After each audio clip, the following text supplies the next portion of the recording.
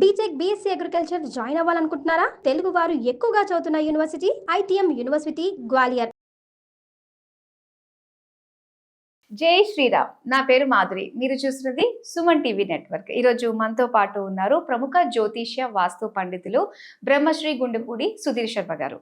నమస్కారం గురువు గారు. జయ శ్రీరామ్. శ్రీమాత్రే నమః. శ్రీ గురుభ్యో నమః. గురుగారు, మనకి వారాహి నవరాత్రులు గత 2-3 ఏళ్లుగా మనకి వారాహి అమ్మ ఉపాసన గాని, పూజలు గాని, నవరాత్రులు గాని చాలా ప్రాచుర్యం పొందాయి కదా గురుగారు. అయితే ఈ నవరాత్రులు మనకి ఎప్పటి నుంచి స్టార్ట్ అవుతున్నాయంటారు? జూన్ 26వ తారీఖు నుంచి జూలై 5వ తారీఖు వరకు నాన్న 10 రోజుల పాటు, అంటే నవరాత్రులు 9 రాత్రులు లేకపోతే 10వ రోజున మనం ఉద్వాసం చెప్తాం కాబట్టి 5వ తారీఖు వరకు ఉన్నాయి. 26వ తారీఖు నుంచి ఆషాఢ శుద్ధ పాడ్యమ నుంచి ఆషాఢ శుద్ధ దశమి వరకు 9 రోజులు కూడా మనకి ఈ వారాహి నవరాత్రులు ప్రారంభమవుతున్నాయి. నిజంగా వారాహి అనేటువంటి అమ్మవారు సనాతనం పురాతనం నాన్న, దాంట్లో అనుమానం ఏం లేదు మనకి. కానీ జనాల్లో నానుడు తక్కువ. అవునండి. ఒక 3 ఏళ్ల వరకు 4 ఏళ్ల క్రితం వరకు కూడా పెద్దగా ఎవరికి తెలియదు. ఒక పార్టీ అధినేత వల్ల అది ఇంకా ఎక్కువ జనాల్లోకి ప్రాచుర్యంలోకి బాగా వచ్చింది. వాహనానికి పేరు పెట్టారు. ఆ వాహనం అనేటువంటిది చాలా ఇది వచ్చింది. నిజంగా నాన్న, నేను వారాహి అమ్మవారి గురించి మామూలుగా మా చిన్నప్పుడు మాకు ఎవరైతే, నేను ఎక్కువ పురోహితుల మధ్యలో ఒక 43 మంది కమిటీ మెంబర్స్గా ఉన్నటువంటి దేవాలయంలో ప్రధాన అర్చకుడిగా నా 11వ సంవత్సరంలో బాధ్యతలు స్వీకరించాను అన్న. నేను 43 మంది కూడా ఒక్కోళ్ళు 50 ఏళ్ళు 60 ఏళ్ళ పైవాళ్లే, సీనియర్స్ అందరూ, చాలా సీనియర్స్. వాళ్ళందరి మధ్యలో నలిగాను కాబట్టి నాకు ఈ సబ్జెక్టు, లేకపోతే నాకు సంబంధం లేదు. మామూలుగా గుళ్ళలో చేసుకునే వాళ్ళందరిలాగా చేసుకున్నట్టయితే ఏమీ ఉండేది కాదేమో. అంతమంది మధ్యలో నలిగినప్పుడు 11 సంవత్సరాలు చేశాను నేను అదే దేవాలయంలో ప్రధాన అర్చకత్వం. నా 11వ సంవత్సరం నుంచి 22వ సంవత్సరం వరకు అదే దేవాలయం. నా వివాహం కూడా అదే దేవాలయంలో అయింది. మా అక్క చెల్లెళ్ళ పెళ్ళిళ్ళు కూడా అదే దేవాలయంలో పూర్తి చేసుకున్నా. హరిహర క్షేత్రం అని పెద్ద దేవాలయం. ఆ దేవాలయంలో కమిటీ మెంబర్స్ అందరూ కూడా పురోహితులు నాన్న. బ్రాహ్మణ సంక్షేమ సంఘం వాళ్ళు కట్టినటువంటి దేవాలయం, శివాలయం. అంతకుముందు పురాతనం సత్యనారాయణ స్వామి వారి దేవాలయం మీద 100 ఏళ్ల క్రితం నింది. ఆ దేవాలయంలో పనిచేసేటప్పుడు మాకు మావయ్య గారు అని ఒక ఆయన పిలిచేవాడిని నేను. తూటిపల్లి సుబ్బారావు గారు అని, వారు లేరు ఇప్పుడు. వారిని బాగా క్లోజ్గా ఉండేవాడిని.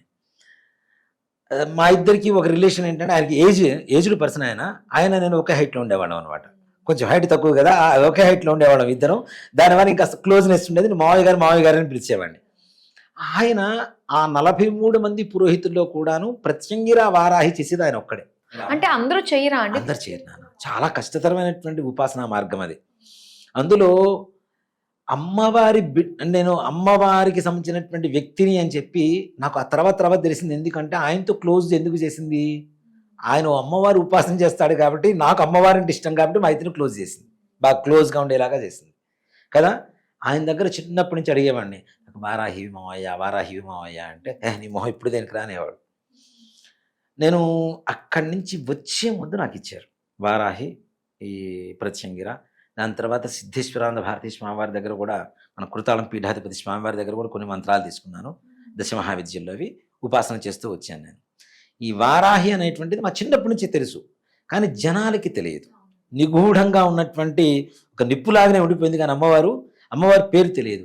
ఎప్పుడైనా కాశీకి వెళ్ళి వస్తే జనాలకి తెలిసేది. కాశీలో వారాహి అమ్మవారి దేవాలయం ఉంటుంది, కానీ అమ్మవారి రూపాన్ని కూడా మనకు పై అంతస్తు నుంచి చూస్తాం. జస్ట్ మనం కిరీట భాగం నుంచి ఇట్లా కింద నుంచి చూస్తుంటాం. పైనుంచి ఒక మనిషిని చూస్తే టాప్ యాంగిల్ నుంచి ఎలా ఉంటుందో అలానే చూస్తాం, మనం పూర్తిగా చూడలేము. మొన్న మధ్య కాశీలో ఒక వ్యక్తిని అడిగితే, ఆ వారాహి అమ్మవారి గుడి పక్కనే కొన్ని ఇళ్ళు ఉన్నాయి, అమ్మవారి ఒరిజినల్ ఫోటో ఏదైనా దొరుకుతుందా అంటే, మేము మా తాతల ముత్తాతల దగ్గర నుంచి ఇక్కడే ఉంటున్నాం, ఇంతవరకు అమ్మవారి పూర్తి విగ్రహం మేమే చూడలేదు, ఫోటో ఎక్కడి నుంచి దొరుకుతుందని చెప్పాడు. అంత శక్తివంతం, గ్రామ దేవత. అక్కడ మన కాశీ మొత్తానికి గ్రామాన్ని సంరక్షించేటువంటి పట్టణ సంరక్షణ దేవతగా వారాహి అమ్మవారు ఉంటుంది. కాలభైరవుడేమో క్షేత్రపాలకుడు అవుతున్నాడు, ఈవిడేమో సంరక్షించేటువంటి దేవతగా అమ్మవారు ఉంటుంది అక్కడ వారాహి అమ్మవారు. మరి ఎన్నో వేల సంవత్సరాల క్రితమే ముందుగా వారణాసిలో, కాశీలో మనకి. మరి ఇప్పుడు కొత్తగా వస్తున్నటువంటి దేవతం కాదుగా. కాకపోతే జనాలకి నానుడి లేక అమ్మవారిని ఎంతసేపటి భయంకరమైనటువంటి దేవతగా, ఉగ్రదేవతగా అందరూ కూడా అమ్మవారిని ఇచ్చేసేసి జనాలందరికీ దూరం చేశారని చెప్తాను నేను. కాకపోతే మనం చేసేటువంటి ఉపాసన క్రమం అనేటువంటిది కరెక్ట్గా ఉండాలి. కరెక్ట్గా లేకపోతే కష్టం. కాకపోతే మూఢభక్తితో చేసేటువంటి వాళ్ళకి ఏ రకమైనటువంటి ఇది ఉంటుంది నాన్న, పద్ధతి ఉంటుంది. అవునా? పూర్వకాలంలో శ్రీశైలంలో జంతు బలులు ఇచ్చేవాళ్ళు. శ్రీశైలం అమ్మవారికి, బ్రహ్మరామ అమ్మవారికి జంతు బలులే. పూర్వకాలంలో మనకి మహర్నవమి అంటాం కదా దసరాలో మహర్నవమి రోజున మొత్తం దున్నపోతు రక్తంతో గుడి మొత్తం నింపేసేవాళ్ళు అమ్మవారి భ్రమరాంబిక అమ్మవారి దేవాలయాన్ని నింపేస్తే తెల్లవారేసరికి చుక్క రక్తం ఉండేది కాదు. అంత ఉగ్రదేవతగా ఆరాధించారు అప్పట్లో. ఎవరు? చెంచులు, అడవి జాతి వాడు చేసేవాడు కాబట్టి. ఆ తర్వాత పుష్పగిరి పీఠాధిపతుల వారు దాన్ని మొత్తం కూడాను వైదిక ఆచారంలో శైవాచారంలోకి మారుస్తూ ఈ జంతు బలులను దూరం చేసుకుంటూ తీసుకొచ్చారు. కాబట్టి ఇప్పుడు మనం ఇట్లా చూస్తున్నాం. ఒకప్పుడు మొత్తం జంతు బలులతోనే ఉండేది అక్కడ అమ్మవారి దేవాలయం. మరి వాళ్ళకు ఉన్నటువంటి మూఢభక్తి, వాళ్ళకి తెలిసిన, అది మూఢభక్తి అని చెప్పడం కూడా కాదు, వాళ్ళకి తెలిసినటువంటి విధానం అంతే. వాళ్ళు దాంతో అది కూడా ఏంటి నాన్న, పూర్వకాలంలో జంతు బలులు ఎందుకు ఇస్తారు మనకి, ఇప్పుడు వద్దు అది మనం నేరంగా శిక్ష అని చెప్పి చూస్తున్నాం కదా, అయినా సరే కొన్ని చోట్ల ఇస్తూనే ఉన్నారు. జంతువులను ఎందుకు ఇచ్చేవాళ్ళు అన్న సంగతి నిజంగా కొంచెం డీప్గా వెళ్ళి ఒకసారి ఆలోచిస్తే, మన ఇంట్లో చేసుకున్న వంటను మనం దేవుడికి నైవేద్యం పెడతాం కదా, అవునా? మరి పూర్వకాలంలో వంటల గింటలు ఎక్కడున్నాయి నాన్న? గొడ్డు మాంసాలు ఇవి తినేవాళ్ళు. వాళ్ళు ఏం తింటారో అదే దేవుడికి నైవేద్యం పెట్టేవాళ్ళు, అదే బలి. ఓకే, అవునా? వాళ్ళు ఇప్పుడు మనం ఏం తింటే అదే నైవేద్యం పెడుతున్నాం మనం. అట్లానే పూర్వకాలంలో ఈ వంటల గింటలు ఇవన్నీ బాగా ఆది మానవుడి కాలం దగ్గర నుంచి చూసుకుంటే, మానవ రూపానికి అవతరించినటువంటి రోజుల నుంచి చూసుకుంటే వాళ్ళకి అప్పట్లో ఏమున్నాయి, వంటలు ఏమున్నాయి? వేటాడుకుని కాల్చుకుని తినేవారు. అవునా? వాళ్ళు ఏది తింటున్నారో అదే దేవతకి ఇచ్చేవాళ్ళు. అదే బలులు రూపంలో ముందుకు వచ్చేసింది. దాన్ని నిషేధించడం అనేది మంచి పనే, దాంట్లో ఏమాత్రం కూడా సంశయం లేదు, నామాచార స్థితికి వెళ్తుంది కాబట్టి. అట్లానే ఈ వారాహి అమ్మవారిని కూడా చాలా వరకు భయానకంగా సృష్టిస్తూ ప్రత్యంగిర, వారాహి, భువనేశ్వరి, కాళి, తార, చిన్నమస్త, రాజశ్యామల, త్రిపుర భైరవి ఇట్లాంటి దేవతలన్నీ కూడాను, భగడాముఖి ఇట్లాంటి దేవతలందరినీ కూడాను అమ్మో వాళ్ళు చాలా డేంజర్, వాళ్ళతో పెట్టుకోకూడదు అనే ఒక ఆలోచన తీసుకొచ్చేసారు జనాల్లోకి. అమ్మ అని పిలుస్తున్నప్పుడు అమ్మ అమ్మే కదమ్మా ఎవరికైనా, అవునా?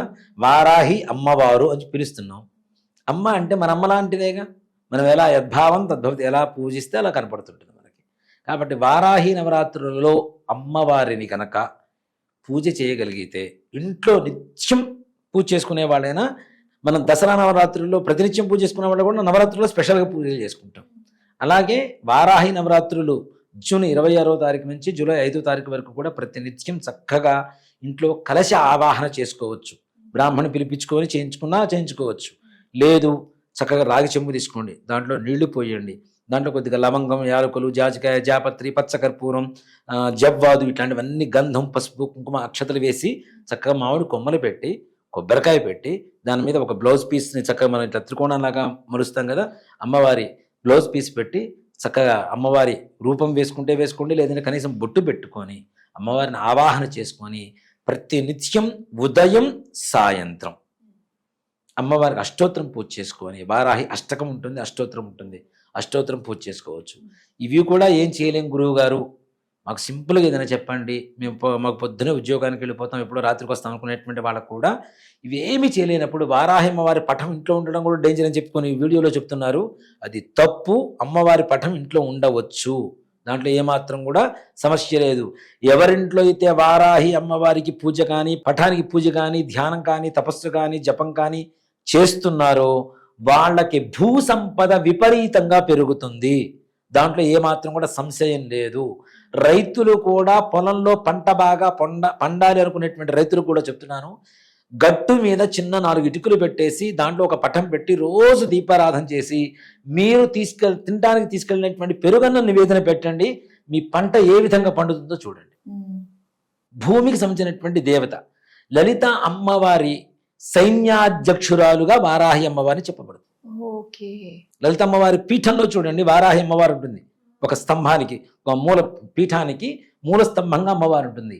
సర్వసైన్యాధ్యక్షురాలుగా వారాహి అమ్మవారిని చెప్పబడుతుంది లలిత అమ్మవారికి. అందుకనే వారాహి అనేటువంటి నామం లలితా సహస్రనామంలో వస్తుంది మనకి కదా. కాబట్టి వారాహి అమ్మవారికి పూజ చేయడం తప్పు కాదు, పటం ఉండడం అంతకంటే భయంకరం కాదు, ఏమీ కాదు. ఇంట్లో పెట్టుకోండి.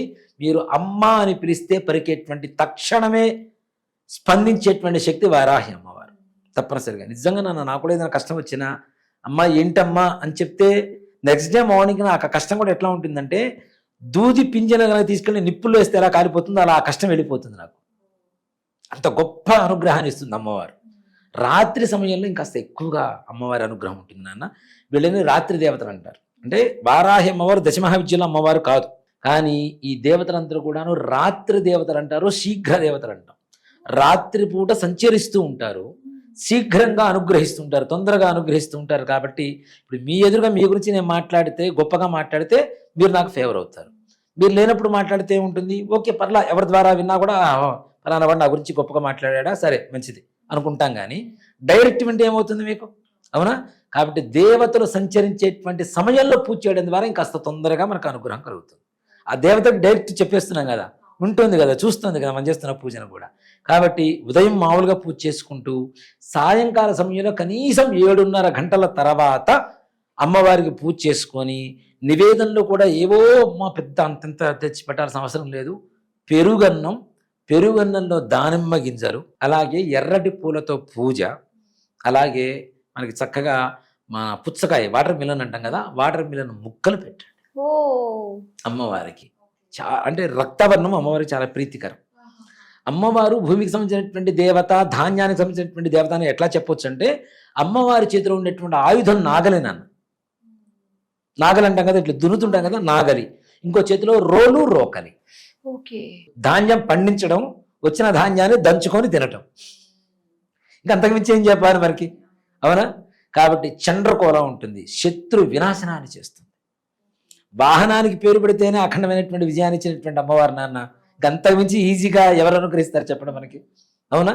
అక్కడి నుంచి వారాహి దీక్షలు నిజంగా ప్రతి ఒక్కళ్ళు కూడాను కొంతమంది దేవతల వల్ల కొంతమంది వ్యక్తులు ఎక్కువగా ప్రాచుర్యంలోకి వస్తారు. కానీ ఇక్కడ వారాహి అమ్మవారు కొంతమంది వ్యక్తుల వల్ల అమ్మవారు ప్రాచుర్యంలోకి వచ్చింది. రివర్స్ మాట చెప్పానండి కదా. అంటే వాళ్ళ ద్వారా అమ్మవారు నేను నలుగురిలోకి వెళ్ళాలి అని చెప్పి సంకల్పం అమ్మవారు చేసింది. కాబట్టి ఎవరో ఒకళ్ళ ద్వారా తప్పనిసరిగా వెళ్ళాల్సిందే. అది ఆయన ఎంచుకుంది, ఆయన ఎంచుకున్నాడు అమ్మవారిని. కాబట్టి విజయం ఆయనకు వచ్చింది. అలాంటి విజయం మనందరికీ కావాలంటే వారాహి అమ్మవారిని తప్పనిసరిగా పూజ చేయండి. అలాగే వారాహి నవరాత్రుల్లో మన హనుమత్ ప్రత్యంగర యజ్ఞస్థలి కొత్తపేటలో ఉండేటువంటి అమ్మవారి దేవాలయంలో, మన అమ్మవారి దేవాలయం వారాహి ప్రత్యంగిర అమ్మవారు ఉంది నాన్న. ఇప్పుడు నూతనంగా మరలా నిర్మాణం చేయబోతున్నాం. వారాహి అమ్మవారి దేవాలయం, ప్రత్యంగిర అమ్మవారు, రాజశ్యామల అమ్మవారి దేవాలయం కట్టబోతున్నాం త్రిశక్తి పీఠంగా. ఇప్పుడు ఆల్రెడీ ఉన్నటువంటి బాలాలయంలో ప్రతి నిత్యం కూడా ఉదయం నుంచి సాయంత్రం వరకు హోమాలు ఎవరైనా చేయించుకోవచ్చు కూర్చొని. లేదు నిత్యం గోత్రనామాలు పరోక్షంగా 5 రోజులు మేము గోత్రనామాలు చేయించుకుంటామండి, మేము రాలేకపోతున్నామన్నా కూడా సరే గోత్రనామాలు నమోదు చేసుకోవచ్చు. లేదు డైరెక్ట్గా వచ్చి హోమం చేయించుకుంటామన్నా చేయించుకోవచ్చు. ఉదయం సాయంత్రం 2 పూట్ల అభిషేకం ఉంటుంది అమ్మవారి ఉత్సవ విగ్రహానికి. స్వయంగా మీరే చేసుకోవచ్చు అభిషేకం కూడా. హోమంలో కూడా స్వయంగా మీరే కూర్చొని చేసుకోవచ్చు. ఎంత తృప్తిగా అనిపిస్తుంది అండి స్వయంగా అంతే కదా. అమ్మవారికి అభిషేకం అంటే ఏదో అందరు పోసినట్టుగా కొద్దిగా పాలు కొద్దిగా పెరుగు ఇలా నా మైండ్ సెట్ కూడా అది కాదు నాన్న. అమ్మవారికి పాలు పోస్తే విగ్రహం మొత్తం పాల రూపంలోనే కనపడాలి, పెరుగు పోస్తే పెరుగు రూపంలోనే కనపడాలి. అలాగే పసుపు, కుంకుమ, గంధం, పెరుగు, నెయ్యి, తేనె, పంచదార, అలాగే మంగళ ద్రవ్యాలు, డ్రై ఫ్రూట్స్ ఉంటాయి కదా, జీడిపప్పు, కిస్మిస్, ఇవన్నీ ఇట్లాంటివి పండ్ల రసాలు, వీటితో అభిషేకం చేయిస్తాం.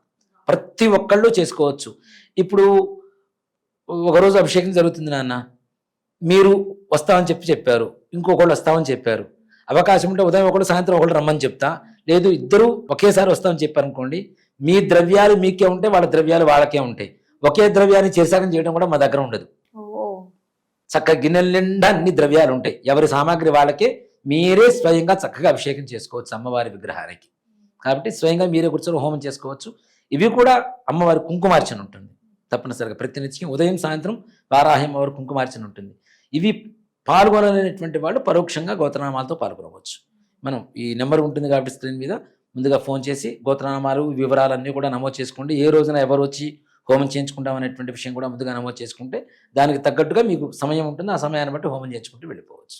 చాలా సులభంగానే అమ్మవారి అనుగ్రహం మనం ఇక్కడ పొందగలుగుతున్నాము. చాలా చక్కగా తెలియజేసినందుకు ధన్యవాదాలు. శ్రీమాత్రే నమః. శ్రీ గురుభ్యో నమః.